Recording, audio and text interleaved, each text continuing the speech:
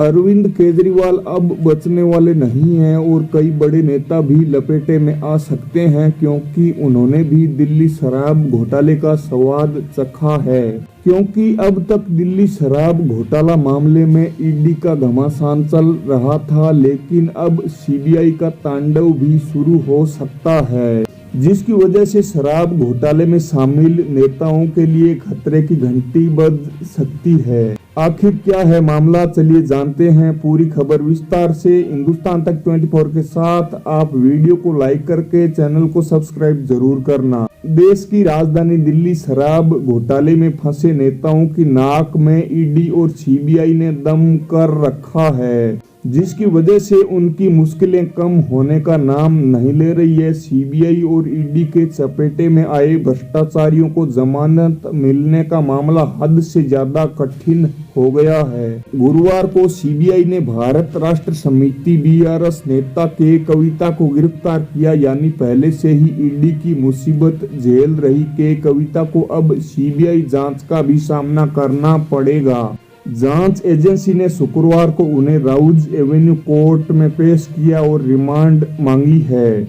इससे पहले ईडी इस मामले में दिल्ली के सीएम अरविंद केजरीवाल, मनीष सिसोदिया, संजय सिंह, विजय नायर समेत 15 लोगों को गिरफ्तार कर चुकी है। हालांकि 2 अप्रैल को सुप्रीम कोर्ट से थोड़ी सी राहत मिलने के बाद संजय सिंह को जमानत मिल गई थी, लेकिन बाकी आरोपियों के मामले में अदालतों से राहत मिलने की कोई संभावना नहीं है। दोनों एजेंसियां अलग अलग जांच कर रही है। दिल्ली शराब घोटाला मामले में फंसे नेताओं की अब हालत ऐसी हो गई है कि शिकार तो एक है, लेकिन शिकारी 2 पीछे पड़े हुए हैं, इसलिए उनका बच पाना अब नामुमकिन सा हो गया है। ईडी आबकारी नीति को बनाने और लागू करने में धन शोधन के आरोपों की जांच कर रही है, जबकि सीबीआई की जांच पॉलिसी बनाते समय हुई कथित गड़बड़ी पर केंद्रित है। संभव है कि कविता के बाद सीबीआई आने वाले समय में केजरीवाल की हिरासत मांग सकती है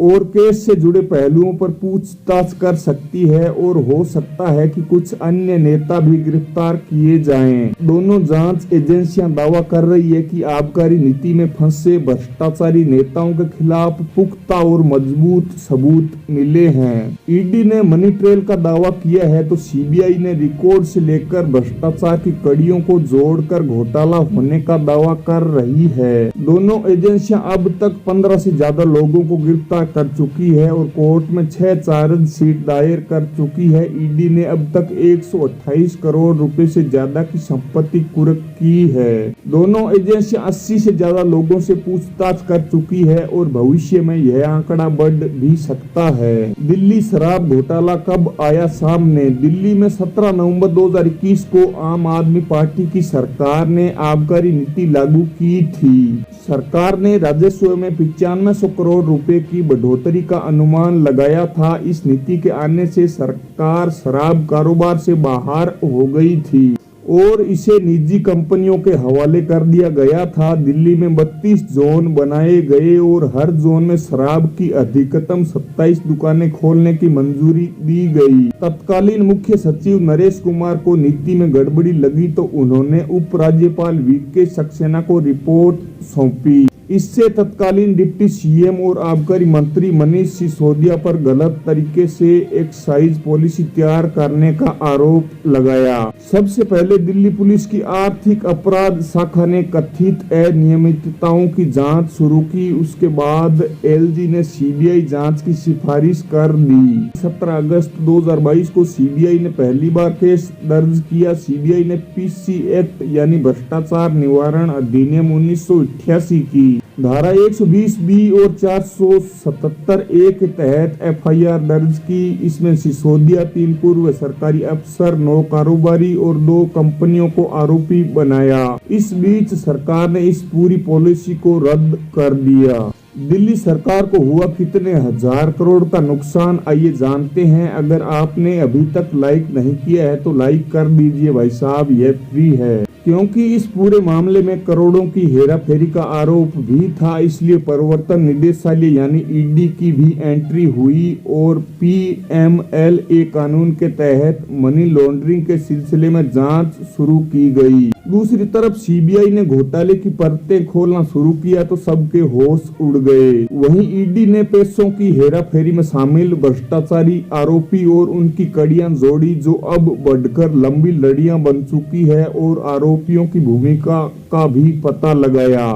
सीबीआई और ईडी ने आरोपियों के ठिकानों पर सिलसिलेवार छापे मारे और गिरफ्तारियां की। दोनों एजेंसियों ने कोर्ट में अपनी अपनी चार्जशीट भी दायर की है। इसमें आरोप लगाया गया है कि 2021-22 की आबकारी नीति में दिल्ली सरकार को कथित तौर पर 2873 करोड़ रुपए का नुकसान हुआ है। हालांकि आम आदमी पार्टी और दिल्ली सरकार शुरू से ही आरोपों को नकार रही है, लेकिन आपको भी पता है कि ईडी और सीबीआई छठी का दूध याद करा देती है, तो यह जांच एजेंसियां या आरोपियों को छोड़ने वाली नहीं है।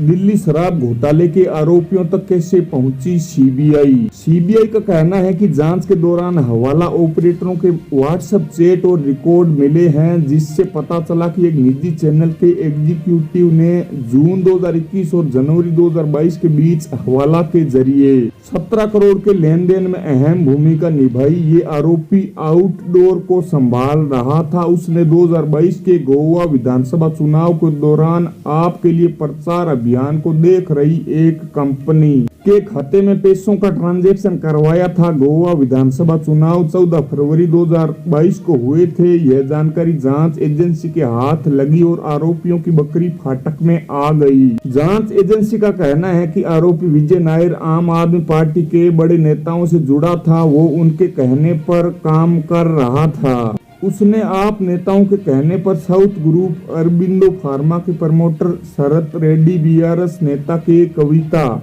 वाईएसआरसीपी के लोकसभा सांसद मंगुता श्रीनिवासलू रेड्डी, उनके बेटे राघव मंगुता से करीब 100 करोड़ रुपए की रिश्वत मिली। इस ग्रुप का प्रतिनिधित्व अरुण पिल्लई, अभिषेक बोइनपल्ली और बुच्ची बाबू ने किया था।